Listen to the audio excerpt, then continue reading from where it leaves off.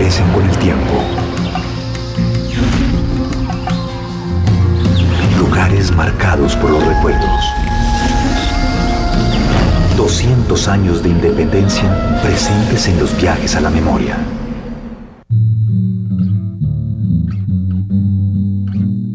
El siglo XX empezó en Colombia con la promesa de progreso. Quedaba atrás un largo periodo de guerras civiles que siguieron a la independencia y dejaron al país en la pobreza y el atraso.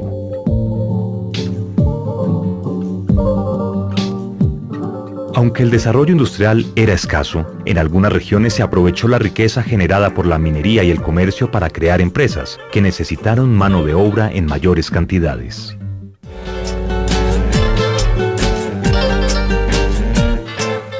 En Antioquia se fundaron fábricas, y los hombres y mujeres campesinos de antes se convirtieron en obreros que echaron a andar la máquina del nuevo siglo.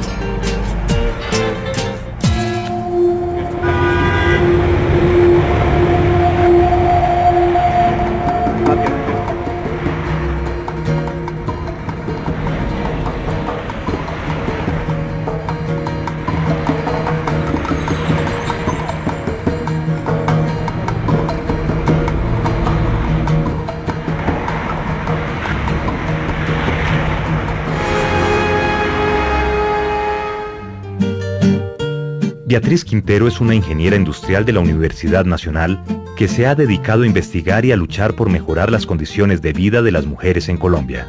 Beatriz vive en Bogotá y se ha interesado en el caso de una huelga ocurrida en 1920 en la población de Bello, muy cerca de su ciudad natal, Medellín. En ese movimiento fueron las mujeres quienes lucharon por reivindicaciones que hoy parecen obvias. Jornada laboral justa, freno a los abusos sexuales de los patronos, y derecho a usar zapatos.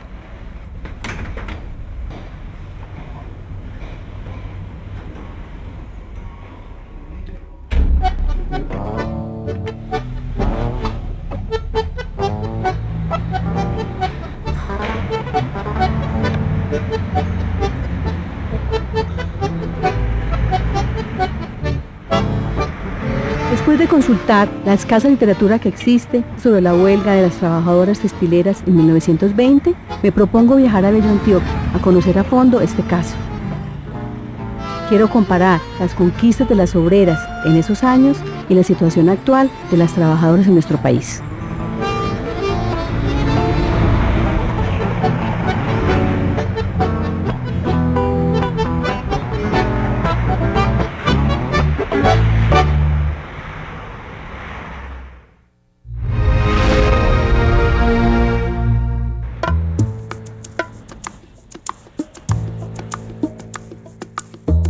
En este viaje a la memoria contamos con la presencia de valiosos testimonios de hombres y mujeres que han dedicado sus vidas a la investigación de los temas fundamentales de la sociedad colombiana. La historiadora Catalina Reyes y la dirigente sindical Trina Chavarría, estudiosos como Manuel Arango, Carlos Uribe y Guillermo Aguirre, doña Gabriela, la socióloga Luz Gabriela Arango y el periodista Reinaldo Espitaleta. Todas estas personas hacen su aporte en este viaje al pasado que será definitivo para la historia de las mujeres en Colombia.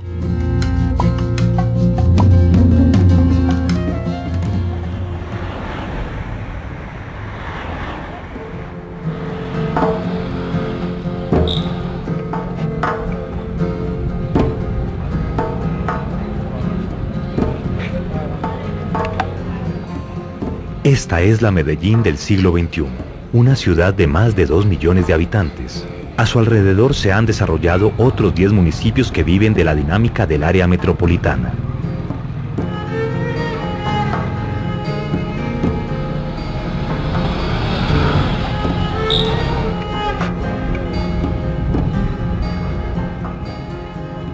Al norte está la población de Bello, donde 100 años atrás vivieron las obreras protagonistas de la huelga de la Compañía Antioqueña de Tejidos.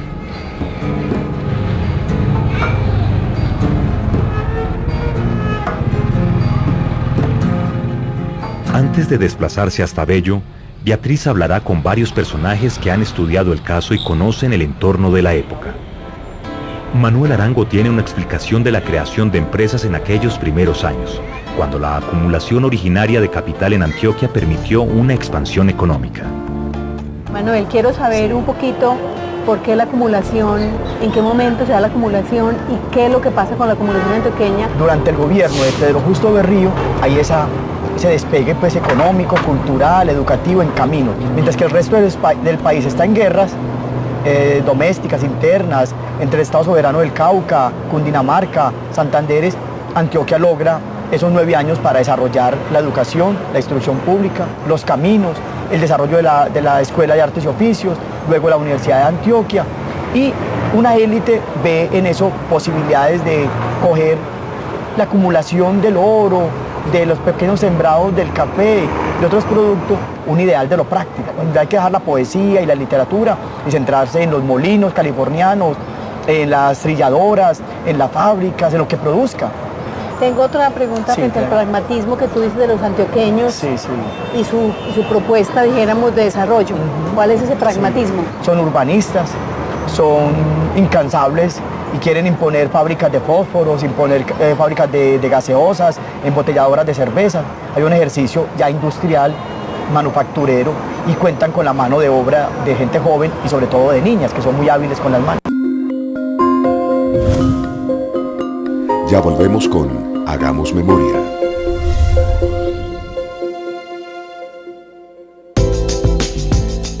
Naturaleza.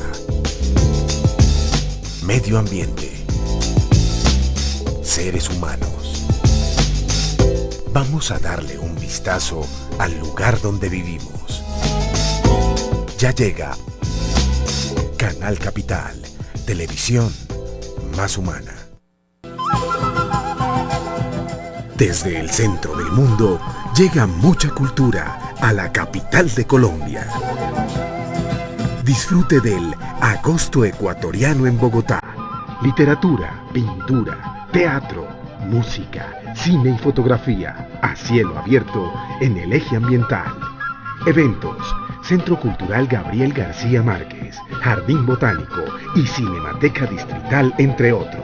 Mayores informes www.ecuadorencolombia.net. Invita Canal Capital, una televisión más humana y cultural. Respetuosos, bondadosos, alegres, generosos, honestos, humildes, justos, leales, optimistas, sencillos, solidarios, tolerantes.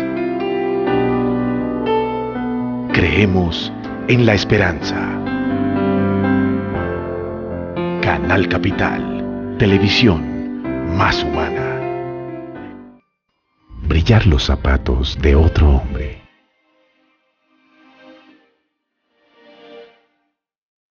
Hacerlo con cuidado. Todo tiene su ciencia. Conversar con quien quiere conversar. Callar con quien quiere callar. Conoce bien a los ciudadanos. Ha embolado a miles. Ha compartido sus días y sus años con los bogotanos que vienen y se van. Canal Capital, televisión más humana.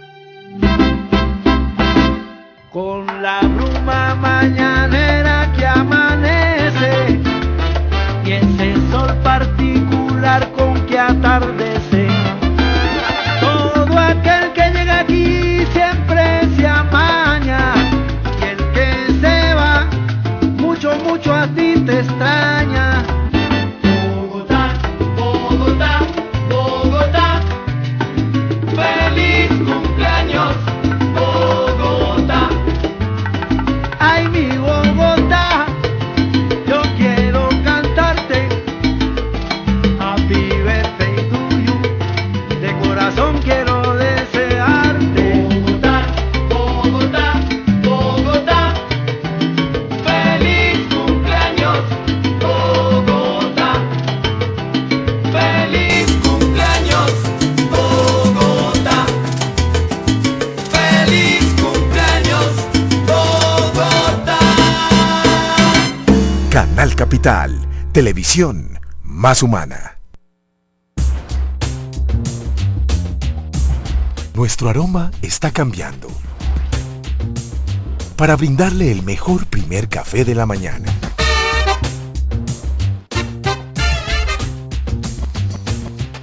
Espérelo solo aquí, Canal Capital, televisión más humana.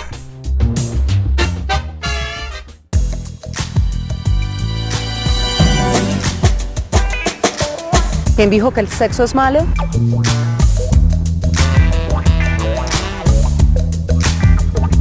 Aquí no comemos cuento. Tampoco creemos en las fantasías animadas del ayer y del hoy.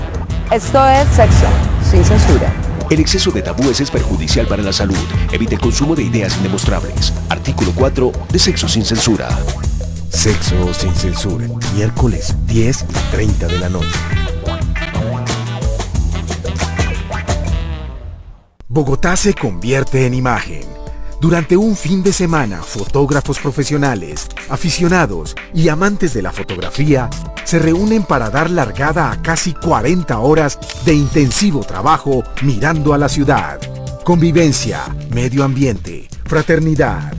El jurado seleccionará las mejores 58 fotografías que serán exhibidas en los módulos itinerantes del Fotomuseo. Durante 45 días, las calles serán sede de esta exposición. 8 y 9 de septiembre, Quinto Fotomaratón 2012. Por eso me gustas, Bogotá. Para mayor información, www.fotomuseo.org. Siga con nosotros en Hagamos Memoria.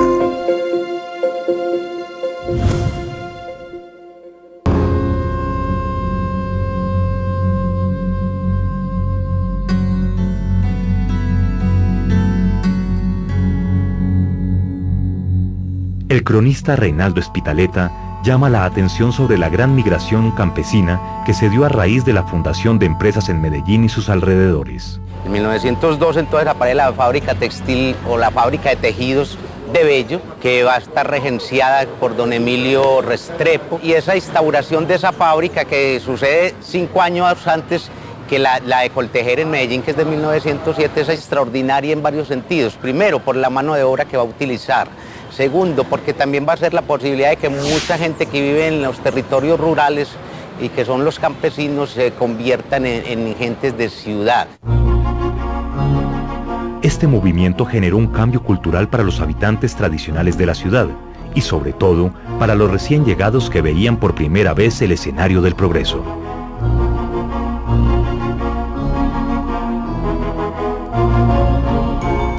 Pero Beatriz quiere seguir las huellas de las mujeres de Bello y por eso visita a la profesora Catalina Reyes, una historiadora que ha escrito sobre las condiciones de vida de la mujer en Antioquia. Ella habla del desplazamiento de mujeres del campo hacia la ciudad.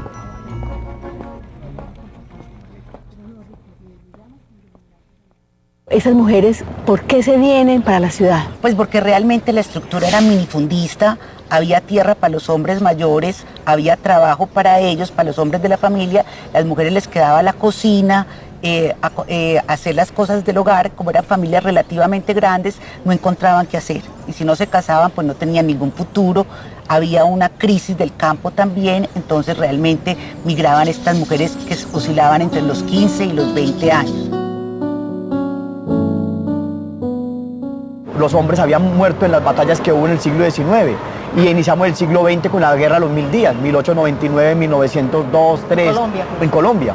Y eso implica mucho. La mano de obra masculina estaba desaparecida, o al menos diezmada, que sobraba en las casas, en los villorrios, en los pueblos, en las ciudades. Eran niñas de 10, 12, 13 que van a ser las que van a empezar ese proletariado industrial o ese protoproletariado industrial en Bello, en Itagüí, en Medellín y en otros lugares en Colombia.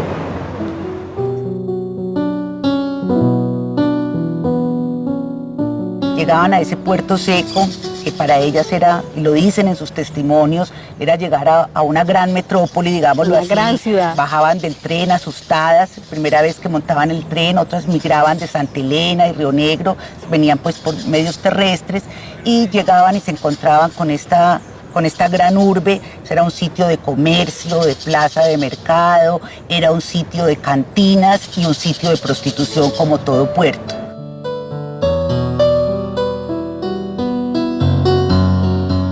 Generalmente acababan en casas de inquilinato, donde vivían hacinadas, muchas veces en promiscuidad, y a través de avisos o agencias de contratación manejadas generalmente por la iglesia, empezaban a trabajar en las fábricas. Al llegar a las fábricas, las mujeres debían someterse a condiciones extremas de explotación y abusos permanentes.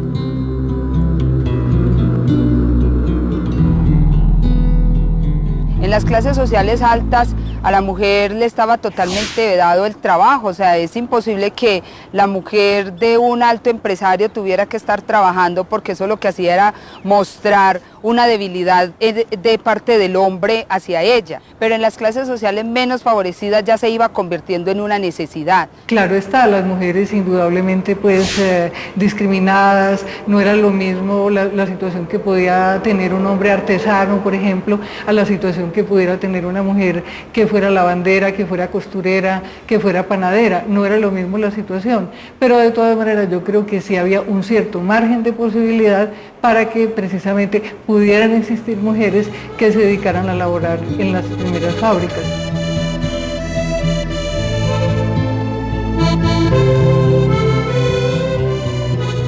La empresa era el lugar donde pasaban la mayor parte de sus vidas. Muchas de ellas eran apenas unas niñas, y allí se convertían en mujeres adultas. Hay que entender que era una fábrica en esa época, era un galpón de piso de tierra, sin servicios sanitarios, oscuro, sin ventilación, y obviamente para que fuera productivo este negocio, pues tenían que compensar esto con una explotación inmensa de la fuerza de trabajo. Trabajando para 10, 12 horas. Entonces trabajaban entre 12 y 14 horas.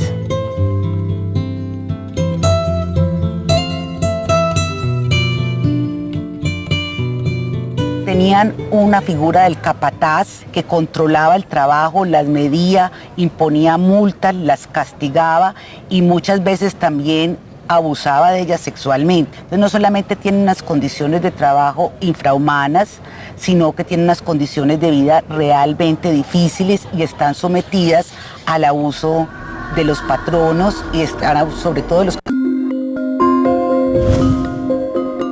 Ya volvemos con Hagamos Memoria.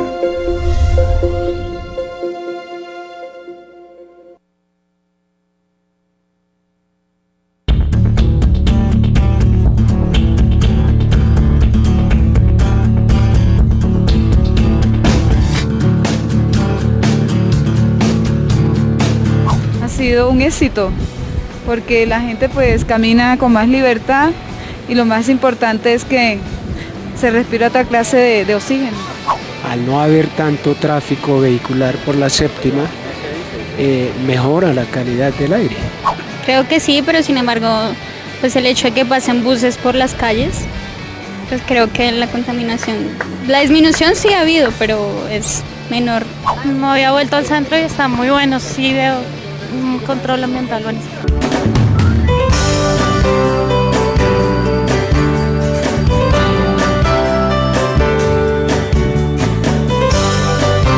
Antes de la peatonalización, 70.000 personas al día pasaban por aquí, hoy pasan 100.000, un poco más, lo que significa que aumenta el comercio en general. Acá cuando pasaban echaban mucha tierra y el humo de los carros me empolcaba mucho la mercancía. Uy, no, mucho smog, mucho estrés, no se ha mejorado. De aquí, de la 19 hasta la 24 ha mejorado. Pues puede ser un factor el que no haya buses ni taxis en este momento, pero en realidad también tiene que ver la carrera décima y la Caracas. En algo, pero no es suficiente.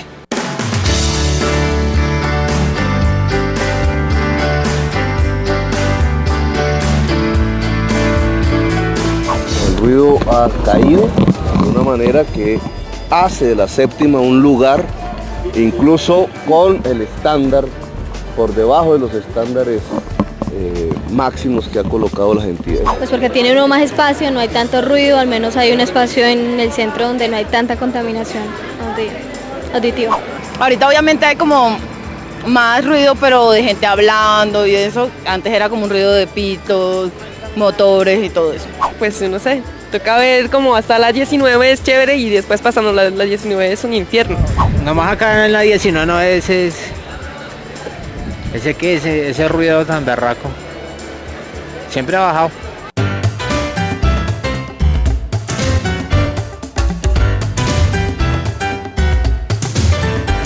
Peatonalización no significa que no vaya a existir otros modos de transporte fuera de caminar. En la séptima ya hoy existe una ciclovía. Se alquilan bicicletas gratuitamente, no se ha perdido una sola. Este es un programa que se llama la Biciséptima, que consiste en el préstamo de bicicletas para que se trasladen desde la 19 hasta la 24. Funciona de lunes a viernes de 8 a 4 de la tarde. Muy bueno. La verdad sería más chévere que fuera hasta la 13, que fuera más largo el recorrido. Ahorita es muy agradable, digamos, solamente caminar por acá es muy rico. Sería muy interesante que la persona, el usuario de la bicicleta, pudiera coger la bicicleta hasta la Plaza Bolívar y que sea todo el tramo. Yo sé que eso significa problemas con los vehículos y eso, pero será lo ideal. Ojalá lo extendieran hasta la Plaza de Bolívar. Me gustaría que fuera desde la Plaza de Bolívar más o menos hasta la 26. Hasta la 116, o sea. Claro, hasta la Plaza de Bolívar.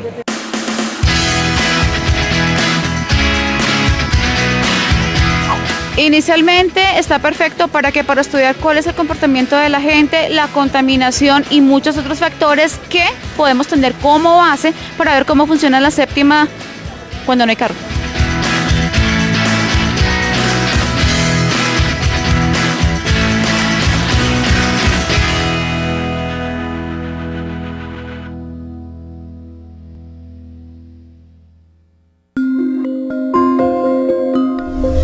Siga con nosotros en Hagamos Memoria.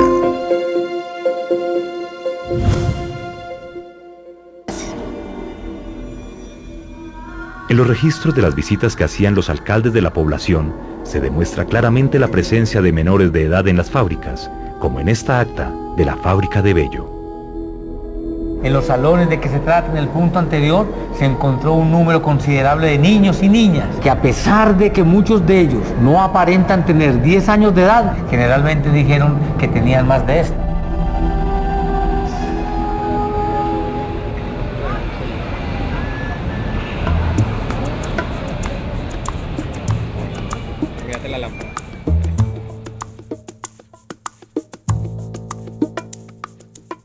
La historia de Antioquia ha resaltado el papel de los hombres en su desarrollo.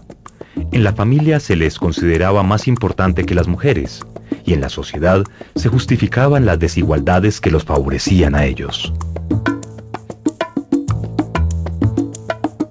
La historia de Antioquia nos ha demostrado precisamente que acá reinaba el patriarcado, ha reinado siempre.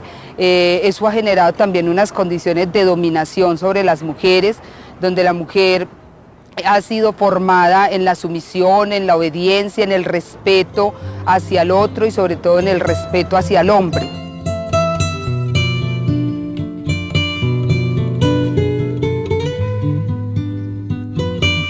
En ese momento las mujeres de la fábrica pues tenían unas condiciones de sumisión frente a los patrones. Si nos referimos al 1920, es muy difícil de uno comprender que cuando a la mujer se le enseñaba tantos valores morales, ellas tengan que soportar que los hombres les toquen las nalgas, que les lancen piropos, más allá de la admiración por la belleza femenina, ya más por el deseo sexual hacia ellas, además de que estas mujeres tenían unas condiciones de salud muy difíciles porque debían entrar a la fábrica a trabajar descalzas. Uno de los códigos de la civilización es utilizar zapatos. Más que ser ciudadanos, la gente se va a distinguir en el siglo XX en ser patipelado o andar calzado. Como hoy se puede comprar un reloj o un celular, un BlackBerry, lo primero que hacía una persona en ese momento era comprarse sus zapatos. Poder utilizar zapatos es un asunto de dignidad.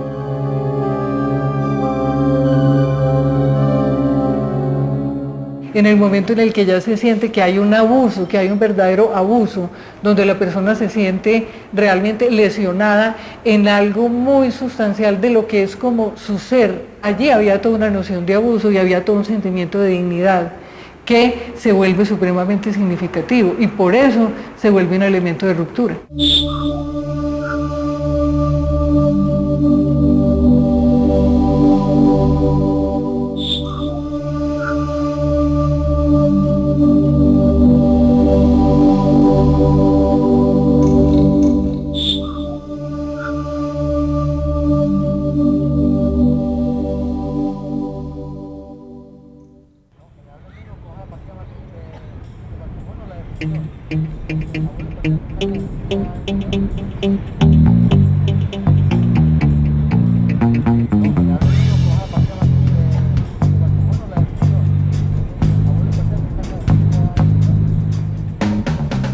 Ahora Beatriz está lista para ir a la vieja textilera y reconstruir momentos de la lucha de las mujeres por la igualdad de derechos.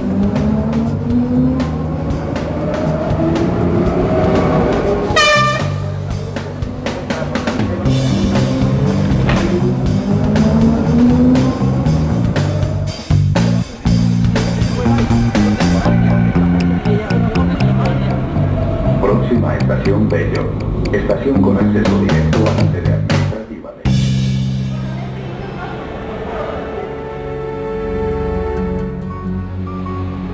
Beatriz ha convocado a Guillermo Aguirre, director de la Red de Bibliotecas de Bello, para hablar de aquella huelga y de la decisiva participación de las mujeres en el movimiento. Yo quiero conocer un poco la historia de lo que pasó en 1920 en este lugar, en Bello. El que se haya dado la huelga en 1920 de estas mujeres acá en Bello implica de que la mujer no era tan dócil, ¿sí? O el argumento de la docilidad, de que se le conecta a la empresa por ser dócil, no es cierto. Porque justamente ellas son las que montan la huelga en 1920, luchando contra las injusticias. La clase social alta en Medellín de la época era una clase social ostentosa, mantenía el criterio de la superioridad, no solamente la superioridad racial, sino la superioridad económica. Y en esa medida, pues, un miembro de esa sociedad que llegue a Bello a montar una fábrica de estas, va a manejar a las obreras no con mucha consideración, las maneja como trabajadores, casi como servidumbre.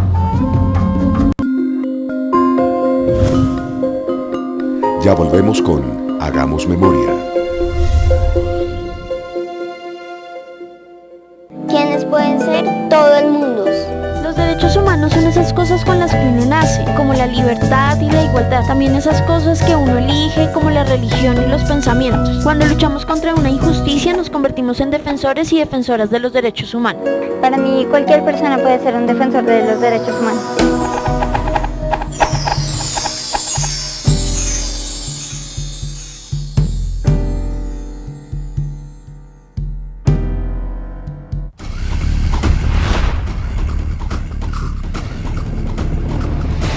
Humanidad, análisis serio y profundo de los grandes temas de la ciudad. Metro ligero, pesado, solo Transmilenio. Entérese en Humanidad, el periódico de la Alcaldía Mayor de Bogotá. Desde el centro del mundo llega mucha cultura a la capital de Colombia. Disfrute del Agosto Ecuatoriano en Bogotá. Literatura, pintura, teatro, música, cine y fotografía a cielo abierto en el eje ambiental. Eventos: Centro Cultural Gabriel García Márquez, Jardín Botánico y Cinemateca Distrital, entre otros. Mayores informes: www.ecuadorencolombia.net. Invita Canal Capital, una televisión más humana y cultural. Logramos reunir un equipo de primera línea. Antonio Caballero, el analista; María Elvira Samper, la pregunta; Laura Gil, la internacionalista; León Valencia, el investigador; Antonio Albiñana, la experiencia; Javier Ciurliza, la paz y la guerra. Porque el análisis de los acontecimientos de Bogotá, el país y el mundo necesitan de un gran equipo. Véalo solo aquí, en Canal Capital, televisión más humana. Nuestro aroma está cambiando para brindarle el mejor primer café de la mañana.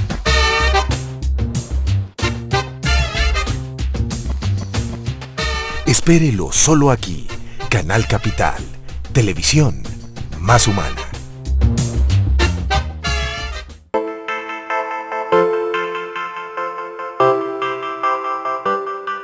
Saludar a Canal Capital a nombre de las organizaciones de la localidad 20 de Sumapaz y desde luego de la Junta Administradora a la cual represento en calidad de presidente. Bienvenidos, esta es nuestra localidad, esta es la localidad rural, netamente rural y con una gran composición de organización, con unos grandes retos en este proyecto de la Bogotá humana y desde luego que los invitamos para que nos estén acompañando permanentemente.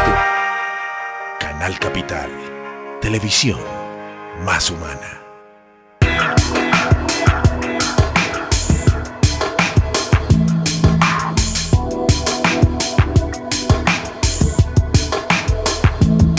La televisión pública debe ser el escenario del diálogo nacional intercultural. Canal Capital, televisión más humana. Respetuosos, bondadosos, alegres, generosos, honestos, humildes, justos, leales, optimistas, sencillos, solidarios, tolerantes. Creemos en la esperanza. Canal Capital, televisión más humana. Antonio Caballero también hace parte del análisis, solo aquí en Canal Capital, televisión más humana.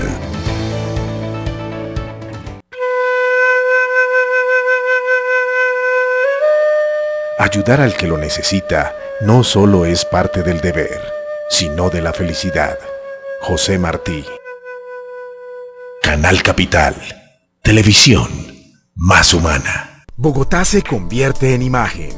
Durante un fin de semana, fotógrafos profesionales, aficionados y amantes de la fotografía se reúnen para dar largada a casi 40 horas de intensivo trabajo mirando a la ciudad. Convivencia, medio ambiente, fraternidad. El jurado seleccionará las mejores 58 fotografías que serán exhibidas en los módulos itinerantes del Fotomuseo. Durante 45 días, las calles serán sede de esta exposición. 8 y 9 de septiembre, Quinto Fotomaratón 2012. Por eso me gustas, Bogotá. Para mayor información, www.fotomuseo.org. Siga con nosotros en Hagamos Memoria.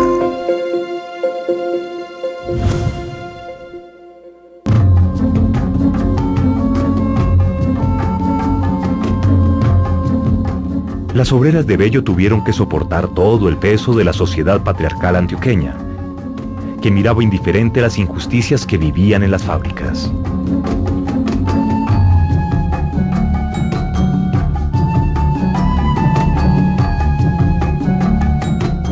Entonces ellas se rebelan, simplemente se organizan coyunturalmente. Entonces entre todas estas muchachas va a aparecer una líder, ¿cierto? Una líder que se llamaba Betsabe Espinal. Los cronistas de la época dicen que una de aquellas mujeres de pies descalzos, trepada en una silla para que sus compañeras la vieran, tomó la palabra y habló en nombre de todas las obreras. Lo hizo con tal convicción que de inmediato se convirtió en la cabeza visible del descontento. Era Betsabe Espinal, una figura histórica de quien muy poco se sabe. ¿Quién era Betsabe? De cómo pudo haber sido su infancia, de cómo pudo haber sido su familia, en fin. Realmente sobre eso hay un conocimiento muy fragmentario.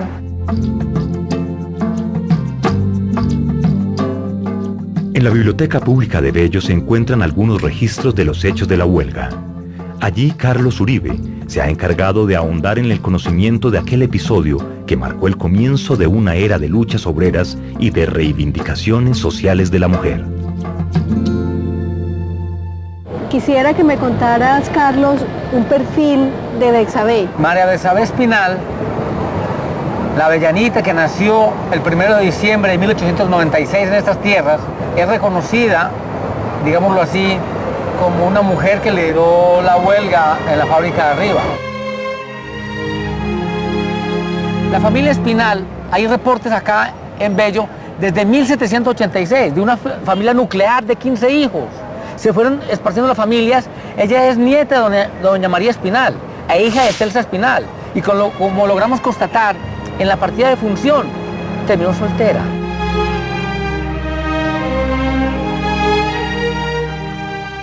La reconstrucción de la vida de Betsabé Espinal es una tarea compleja, porque hasta hoy no se le ha reconocido el verdadero valor de su participación en la historia del movimiento obrero nacional. Quedan algunos documentos de la época y muy pocos testimonios de sus contemporáneos.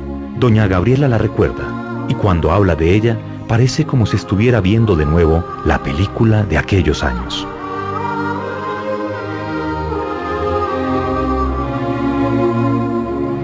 Yo de Betsabé no sé de dónde vino.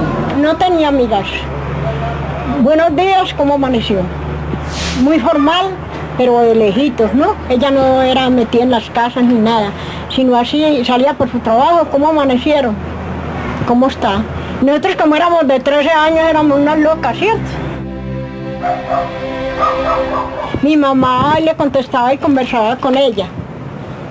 Pero nosotras no, porque nosotros estábamos chiquitas. Figure cuántas hace. Si yo tengo 92.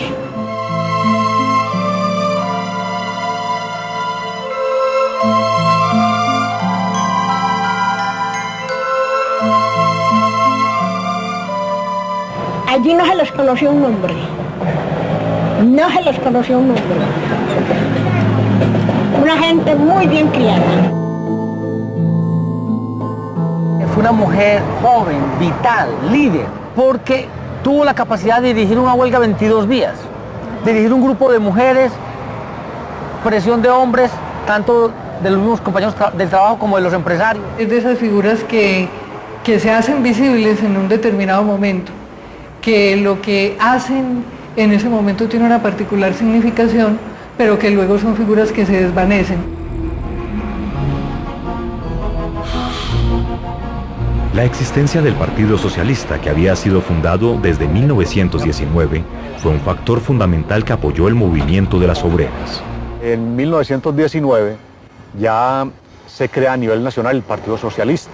Y aquí en Medellín ese Partido Socialista recién fundado hizo mucho proselitismo.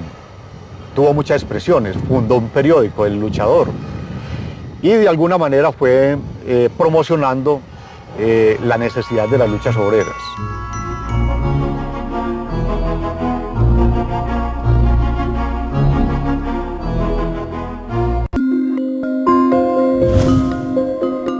Ya volvemos con Hagamos Memoria. ¿Quiénes pueden ser? Todo el mundo. Los derechos humanos son esas cosas con las que uno nace, como la libertad y la igualdad. También esas cosas que uno elige, como la religión y los pensamientos. Cuando luchamos contra una injusticia, nos convertimos en defensores y defensoras de los derechos humanos. Para mí, cualquier persona puede ser un defensor de los derechos humanos.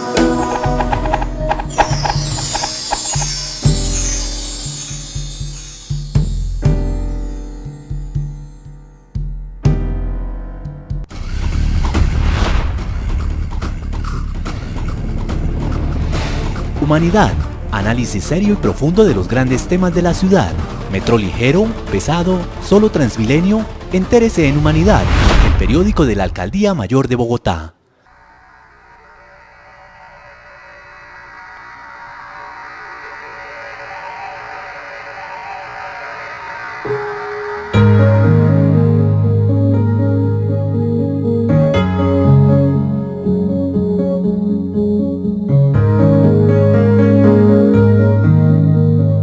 La educación es una tarea pendiente y exige la participación de todos.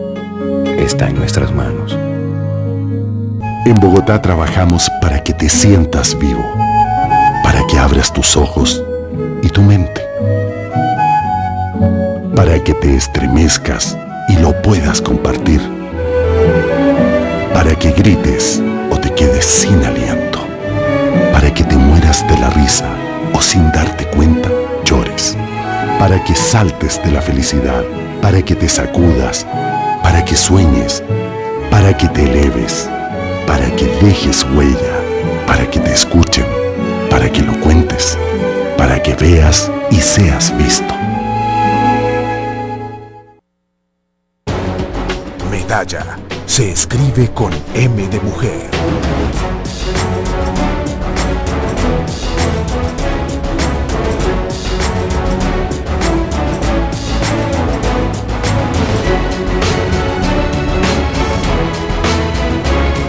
Gracias, campeonas, por hacernos sentir orgullosos. Canal Capital, televisión más humana. Logramos reunir un equipo de primera línea. Antonio Caballero, el analista. María Elvira Samper, la pregunta. Laura Gil, la internacionalista. León Valencia, el investigador. Antonio Albiñana, la experiencia. Javier Ciurliza, la paz y la guerra. Porque el análisis de los acontecimientos de Bogotá, el país y el mundo necesitan de un gran equipo. Véalo solo aquí, en Canal Capital, televisión más humana.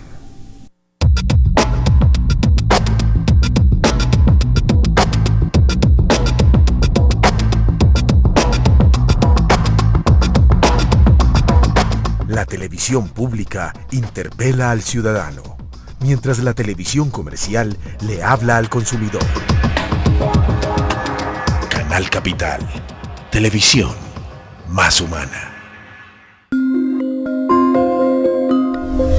Siga con nosotros en Hagamos Memoria.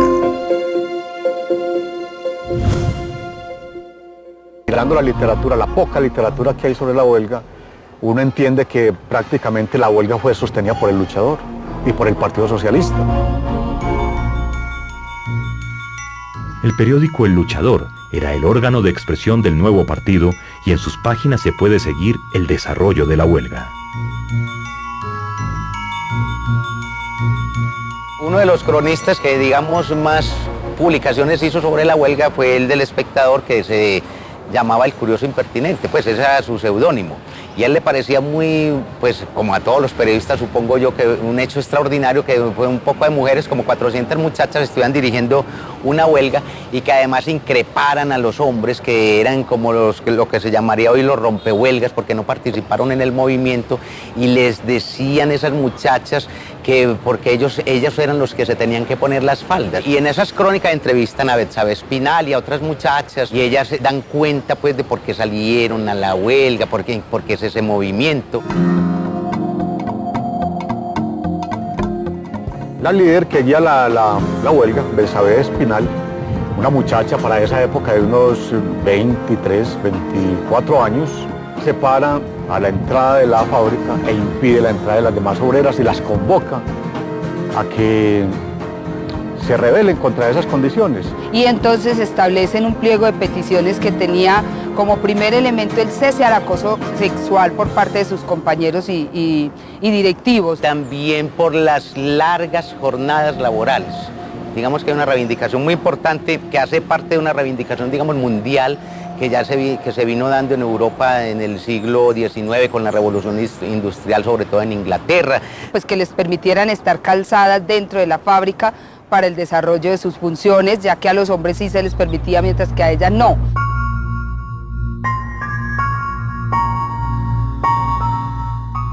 Eran mujeres acostumbradas a trabajar 12 horas o 14 horas y ahora en huelga, ¿qué hacían? Para ellas la huelga fue una fiesta. Animada por guitarristas, por presentaciones teatrales. Se cantaban música colombiana, ¿cierto? Como pasillos, bambucos. ¿Por qué pretendes querer olvidar nuestros momentos de felicidad? Cuando supimos unidos vivir y toda dicha y dolor compartir. Ese campamento por fuera de la fábrica, donde estaban los huelguistas, creó pues prácticamente una fiesta de 25 días para estas obreras. Se hacían las comidas afuera, ¿cierto? Las grandes ollas para los almuerzos comunitarios, ¿cierto? Donde no solamente son los obreros y obreras, sino también los vecinos del lugar.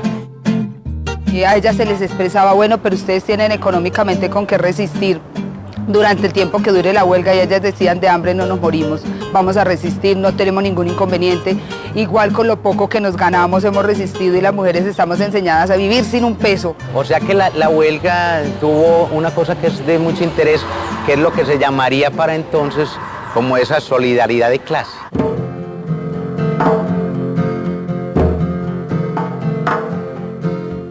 Pocos movimientos obreros logran tan claras reivindicaciones como el de la fábrica antioqueña de tejidos de vello. Gracias a la persistencia de las mujeres, entre las que se destacó Betsabé Espinal, pudieron resistir y consiguieron que los empresarios atendieran sus principales reclamos. Cuando se levanta la huelga, se levanta con unos logros impresionantes. Es la primera vez que a un patrón le toca darle una dotación de uniformes a sus trabajadores. Además de que les dice, sí pueden venir calzadas, es la primera vez que se entrega una dotación. Se entregan unas alpargatas, van a venir calzadas con estas alpargatas. Expulsaron a los capataces acosadores, los sacaron de la fábrica. Se les incrementa el 40% en sus salarios. La jornada laboral se regula en 9 horas y media, un paso importante para que más adelante se regulen los 3 8, 8 horas laborales, 8 horas de recreación y las 8 horas para estudio.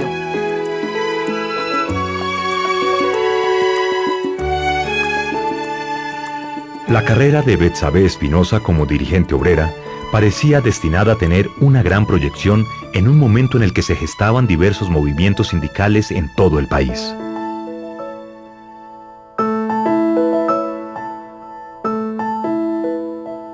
Sin embargo, se vio interrumpida por un fatal accidente que le quitó la vida. La muerte de Betsabé es una muerte, diría yo, así en un término muy directo, de ansiedad. Ese día que la mató la luz, era un día de semana, no estaba trabajando y acababa de bañarse, ¿cierto? Se soltó el pelo y salió con la escoba a barrer allí. Cuando los cables estaban allá con luz, la trajo la humedad y la envolvió allí. Mi mamá allí tan desesperada gritaba y le decían, no se suba, no se vaya a meter allá, que la coge a usted también la luz. Hasta que salieron con una cobija de lana y ya, ¿cierto? Y ya la envolvieron y ya se la llevaron porque ella ya había muerto, envuelta ahí en los alambres.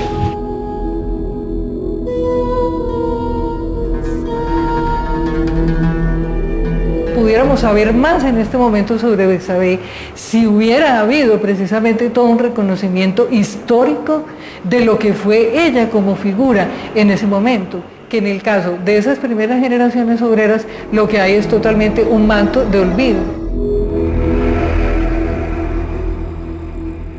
María Betsabé tuvo la posibilidad de entrar, digo yo, en un diálogo de ciudad aquí en Bello, así sea una ciudad pequeña, con la iglesia, con los empresarios, con otros actores de la sociedad y lograr todos los resultados. Betsabé va más allá de 1920. Hoy no todo movimiento social reivindicativo logra lo que logró Betsabé y sus mujeres.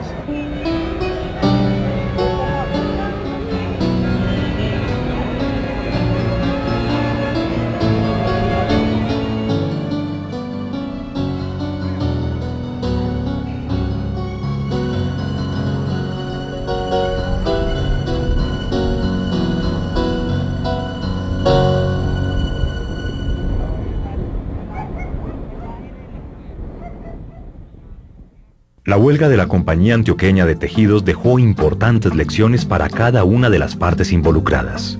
Además de las conquistas de las obreras, los patrones asimilaron el episodio y pusieron en práctica varias reformas que debían incidir en las relaciones con los trabajadores. Si bien entonces la huelga tuvo unos efectos muy interesantes para las obreras sobre todo, también va a hacer reflexionar a los empresarios, porque si bien ellos conceden lo que en el pliego pues, de peticiones habían solicitado las obreras, también empiezan entonces a pensar cómo ejercer control sobre los trabajadores. Y esas reflexiones llevan a los empresarios, por ejemplo, a pensar que es interesante tener en las fábricas la presencia de la iglesia. Y la presencia de la iglesia y de las órdenes religiosas va a estar más adelante en lo que se denominarán los patronatos, ¿cierto?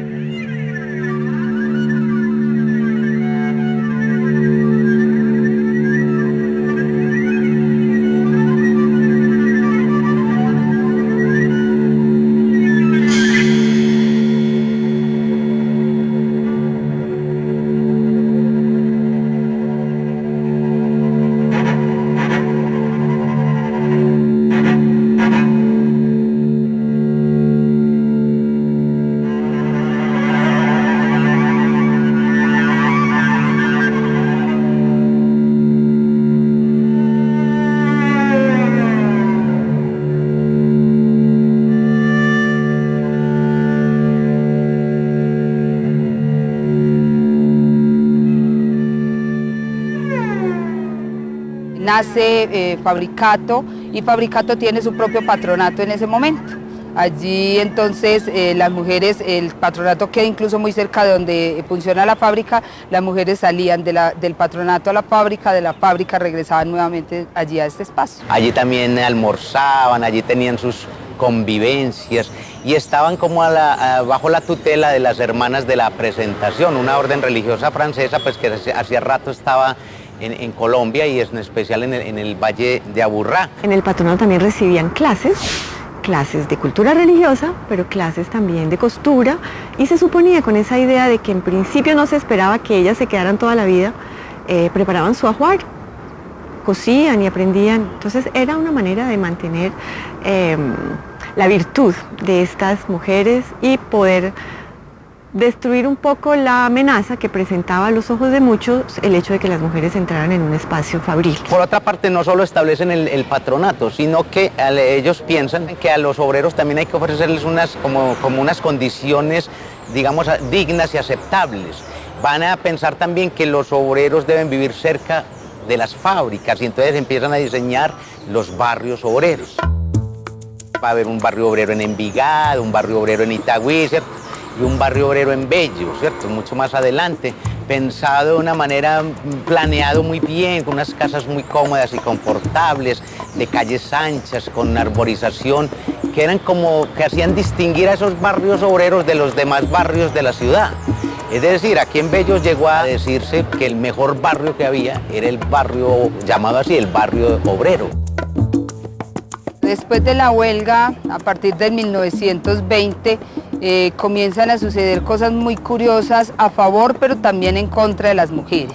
Empieza a calificarse mucho más el trabajo y los trabajos calificados se entregan a los hombres porque son mano de obra calificada, mientras que las mujeres no son mano de obra calificada por el mismo tema que se manejaba en ese momento, y era que la academia era para los hombres, la academia no era para las mujeres. Más adelante lo que va a ocurrir es que sí va a haber un salto muy fuerte de productivo, cambian los sistemas, se instaura el taylorismo. Más que saberes técnicos es como se intensifica mucho el trabajo, mejoran los salarios y eso va a traer también a una fuerza de trabajo masculina. Y las mujeres se va a decir, no, lo mejor es que ellas estén como amas de casa que ayuden a administrar este salario y ayuden a que este trabajador sea productivo.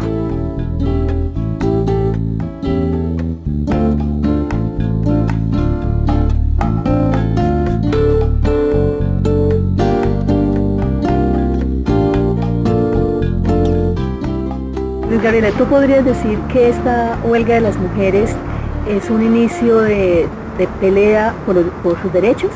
A ver, por una parte yo creo que esa historia no es lineal, ¿no? Que no ha sido un asunto progresivo de ganancia de derechos, sino que hemos tenido retrocesos, ¿no?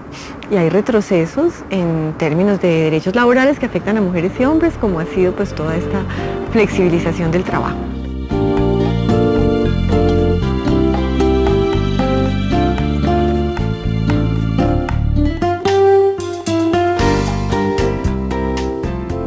Consigna de las obreras franceses en el siglo XIX que pedían un salario para la vida y la independencia.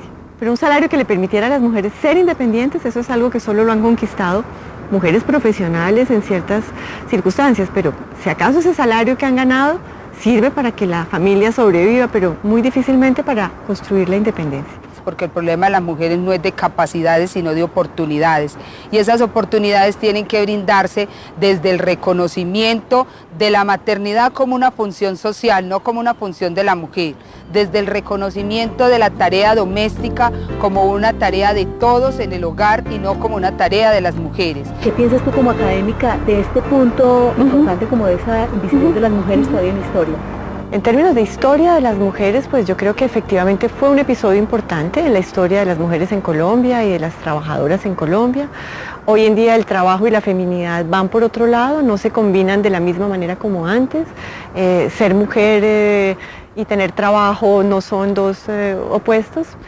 Hay una brecha todavía entre lo que se ha ido descubriendo desde la academia y que no sale de los círculos académicos, claro. Y falta que buena parte de esa historia pues se divulgue más y se haga conocer más. O sea, hay una tarea de reconstruir y de revelar pues todo ese continente oculto de la participación de las mujeres en la historia social. La historia sobre la huelga está por recoger. Parte de lo que estamos haciendo hoy es precisamente unir la cantidad de hilos sueltos que han quedado de la huelga y tratar de visibilizar toda esta historia. La participación de las mujeres en los inicios del movimiento obrero en Colombia rompió una cadena de injusticias que parecía inmodificable y generó una gran reflexión de la sociedad de la época. A pesar del olvido de muchos años, la historia contará que en 1920, en la población de Bello, las trabajadoras de una textilera se levantaron contra los abusos de sus patronos y que la fuerza de su carácter se impuso sobre la indiferencia de la sociedad.